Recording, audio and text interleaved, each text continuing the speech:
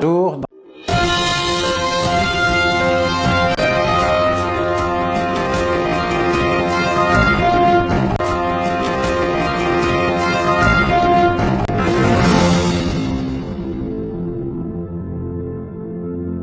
Bouna Kanté, donc je suis un Sénégalais, un cadre qui a travaillé pendant à peu près 20 ans dans l'administration territoriale en France comme haut cadre de l'administration territoriale française. Donc j'ai dirigé des mairies pendant plusieurs années, des communes, et j'ai été formé à l'ENACT d'Angers, c'est l'École nationale d'application des cadres territoriaux. Donc, quand je suis rentré au Sénégal, j'ai eu l'occasion de diriger la direction de l'audit et du contrôle à la Caisse des dépôts et consignations. Et depuis quelques années, je suis le secrétaire général de la CGIS, la Compagnie Générale Immobilière du Sahel. Donc, la CGIS, qui est une filiale 100% Caisse des dépôts et consignations, et qui a pour mission d'assurer la réalisation des missions qui sont dévolues à la Caisse des dépôts et consignations en matière de logement. Donc nous avons un plan stratégique de développement sur 5 ans qui nous permet non seulement d'asseoir la CGIS dans l'écosystème de l'immobilier, mais aussi permettre de répondre aux orientations du chef de l'État dans le cadre du programme des 100 000 logements. Parce que cela part d'un constat simple également. Aujourd'hui, on se rend compte qu'au niveau du Sénégal, il y a un déficit de plus de 300 000 logements, 322 000. Donc à Dakar, on a un déficit de 158 000 logements, alors que l'écosystème ne produit que 5 000 logements par an. Donc là, effectivement, ça pose des problèmes. Le deuxième problème, c'est que l'espace, les terrains maintenant sur Dakar deviennent de plus en plus rares. De plus en plus, on construit en hauteur pour répondre à cette demande en logement. Mais tout cela nécessite des mesures d'accompagnement au niveau assainissement, ainsi de suite, pour éviter des difficultés. Même si l'assainissement ne fait pas partie des compétences de la CGIS, mais ce qu'il faut retenir, c'est qu'aujourd'hui, en tant qu'acteur du développement au niveau de l'immobilier, la CGIS se positionne dans l'écosystème pour répondre à cette demande qui est de plus en plus cruciale au niveau du Sénégal, cette demande en logement. Le projet donc phare de la Caisse des dépôts et consignations, parce que nous, on se positionne comme commercialisateur, on a un mandat de commercialisation, donc de la Caisse des dépôts et consignations qui est le propriétaire de ce terrain-là, et la Caisse des dépôts et consignations l'a acheté. Donc c'est un terrain de l'aéroport. Donc c'est l'ancienne piste. Aujourd'hui, la Caisse des dépôts et consignations a un foncier de 30 hectares. Et ce foncier-là fait l'objet d'une viabilisation pour permettre aux Sénégalais qui souhaitent acquérir du foncier avec un niveau de viabilisation hautement satisfaisant de pouvoir disposer de ce foncier-là. Donc au niveau de la démarche, on a joué la carte de la transparence parce que dès qu'on a commencé à informer les Sénégalais sur ce projet-là, une plateforme applicative a été ouverte pour permettre à tout Sénégalais qui le souhaite de pouvoir s'inscrire. Donc au départ, nous avions reçu plus de 2500 inscriptions et ces inscriptions ont fait l'objet de confirmations et au moment où je vous parle, nous avons plus de 800 confirmations. Maintenant, la phase de commercialisation a démarré et tout Sénégalais qui le souhaite peut se rendre dans les locaux de la CGIS pour bénéficier de ces terrains-là avec les conditions qui ont été définies. Oui, donc moi, quand j'étais en France, déjà, je participais beaucoup dans le volet social et humanitaire. Parce qu'à l'époque, j'étais le président de l'Association des Sénégalais du Loiret, une association de plus de 300 adhérents qui œuvrait dans le social et dans l'humanitaire. Mais bon, c'est quelque chose que j'ai eu cette fibre depuis ma tendre enfance, parce que mon père, je l'ai toujours vu œuvrer dans le social de manière désintéressée. Et je pense que c'est lui qui m'a passé voilà, cette envie de participer dans le volet social pour parfois vraiment apporter un soutien à ceux qui le souhaitent, vraiment alléger la souffrance de certains qui sont dans des difficultés. Donc, quand j'étais en France, c'est vrai qu'on posait beaucoup d'actes au niveau social et humanitaire. On a vraiment acheminé à plusieurs reprises du matériel médical, des conteneurs, où on était là pour appuyer un petit peu les personnes qui étaient en difficulté. Donc, quand je suis rentré au Sénégal également, j'ai poursuivi dans ce créneau-là, donc à l'occasion de certains événements comme la Korité, la Tabaski, Tamkharit, les événements religieux. Donc, dès qu'on peut apporter notre pierre à l'édifice, nous le faisons sans aucune hésitation. Parce que, bon, on est dans un pays aussi où nous devons nous entraider mutuellement. Et je pense que c'est ça qui peut donner un sens à notre action et surtout accompagner le chef de l'État qui, au niveau de ses marqueurs, on voit que le social prend une part importante. Oui, donc ces élections-là, je pense que c'est une grande première parce que le mode de scrutin a changé. Avant, c'était un mode de scrutin, on peut dire presque indirect parce que une fois que la liste est élue, on passait au conseil municipal pour les tractations. Aujourd'hui, c'est direct, c'est-à-dire la tête de liste est élue automatiquement maire. Cela veut dire pour une première fois de l'histoire voilà, locale du Sénégal, on aura des maires issus directement des urnes. C'est la population qui va choisir son maire. Et ça, c'est important. Donc, il faut un programme ambitieux qui puisse répondre aux besoins de la population et non pas rester sur des logiques purement voilà, politiques. Aujourd'hui, il faut une nouvelle offre. Et je suis convaincu, et c'est le cas de la commune de Fann.E, Amitié, pour instaurer réellement une dynamique de victoire, moi je fais partie de ceux qui sont convaincus qu'il faut aussi aller vers un renouvellement de leadership local. Et ça, c'est important. Et permettre à cette commune d'avoir de l'oxygène, d'avoir de l'air et proposer autre chose à la population.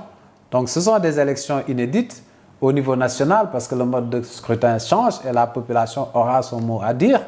Après, maintenant, dans le cadre de la mouvance présidentielle, Benno Bokk Yakaar, dont je suis, je pense qu'aussi, il faut qu'on dépassionne les choses, qu'on mette de côté nos passions égoïstes pour l'intérêt de notre coalition.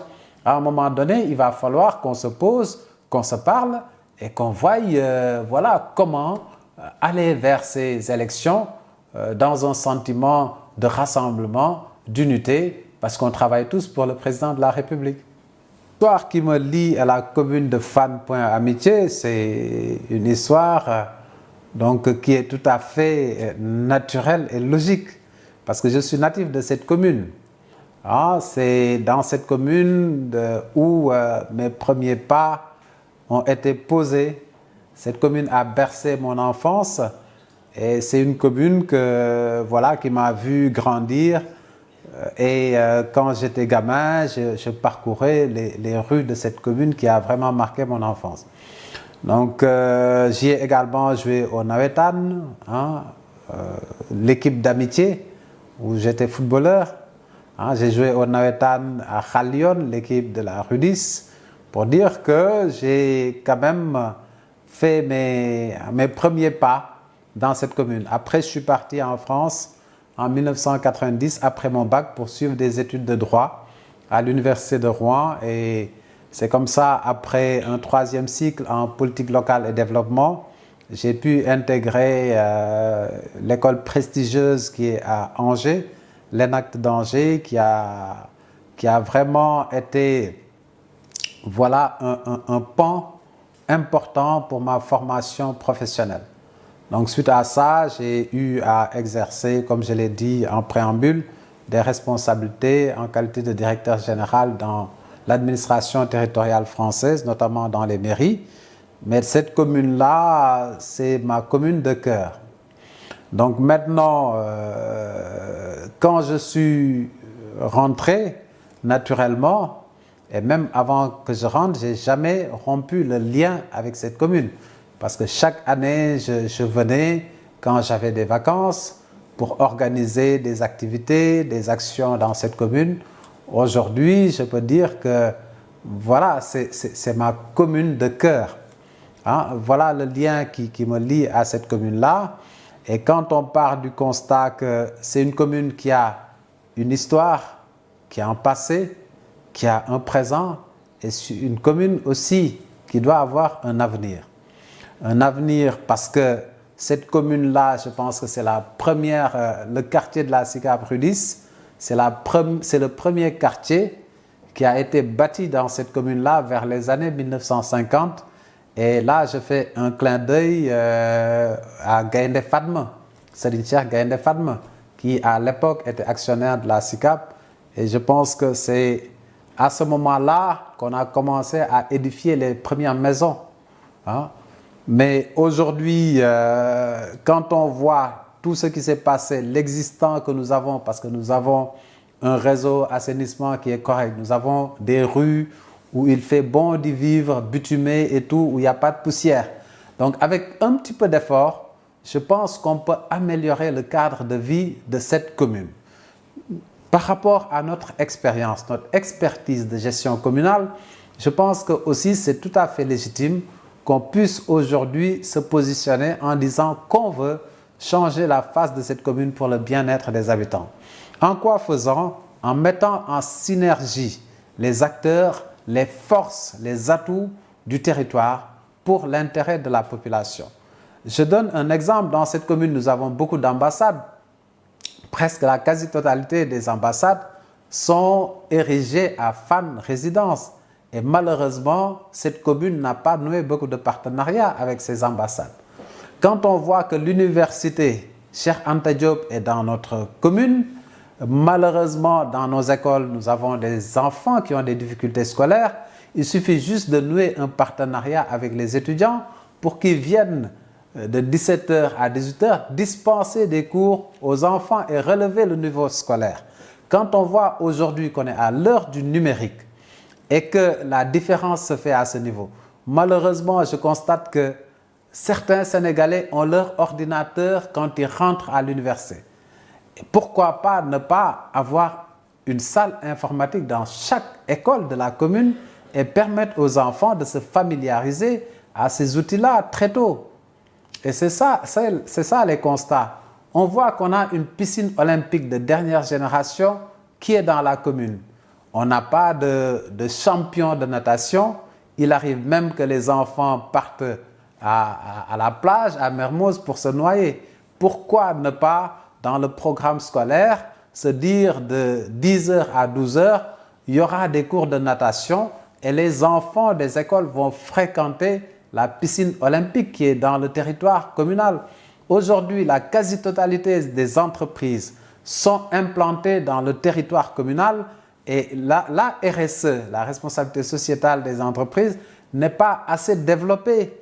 Donc moi, je pense qu'aujourd'hui, en tant qu'acteur de développement local, en tant qu'autorité municipale, il faut qu'on aille à la rencontre des entreprises qui sont dans le territoire communal, permettre à cette jeunesse-là de pouvoir aussi travailler dans cette commune.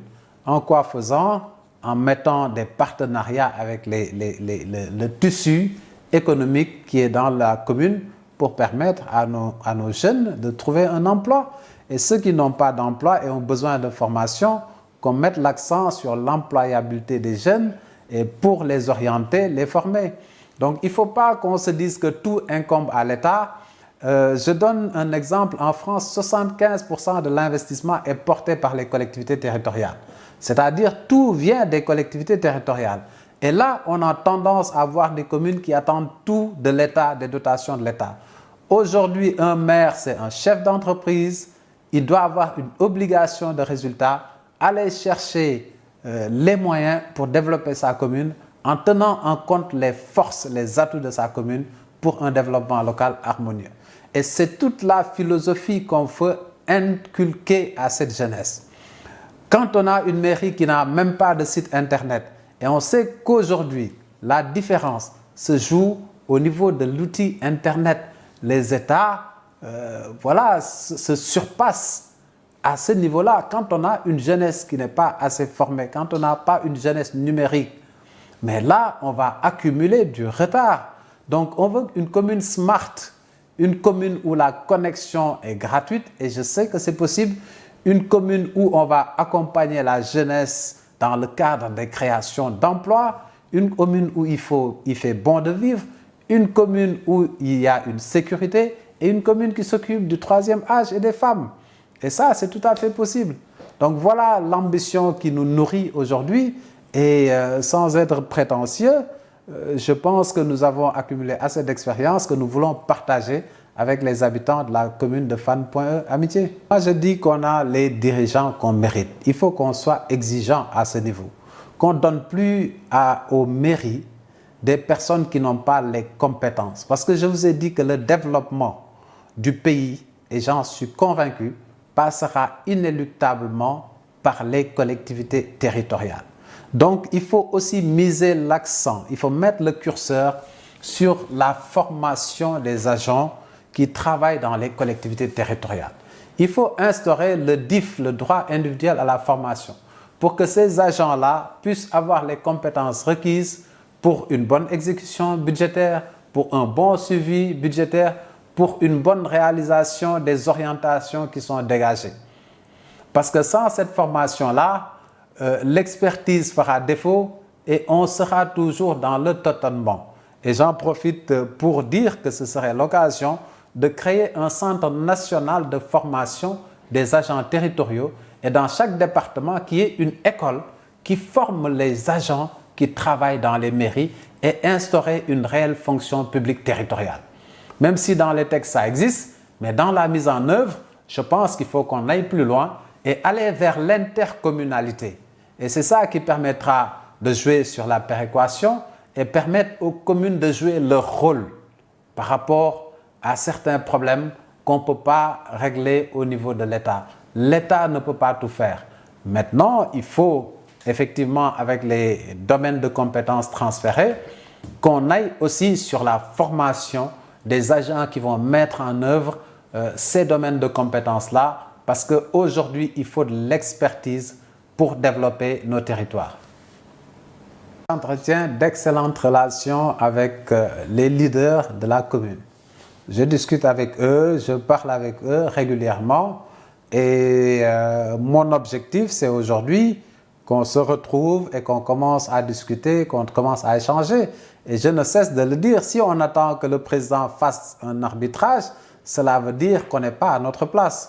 En tant que leader, nous sommes dans un même territoire, nous devons être en mesure, comme je l'ai dit, de dépassionner les choses, de nous surpasser, de mettre de côté nos passions égoïstes et pour trouver vraiment des points d'ancrage, des points d'orientation commune pour le triomphe de notre coalition. Et c'est à nous, acteurs politiques, leaders politiques, de le faire et ne pas attendre un arbitrage du chef de l'État. Merci pour cet entretien. Je remercie les membres du Club Sénégal Émergent et je dis bon vent à tous.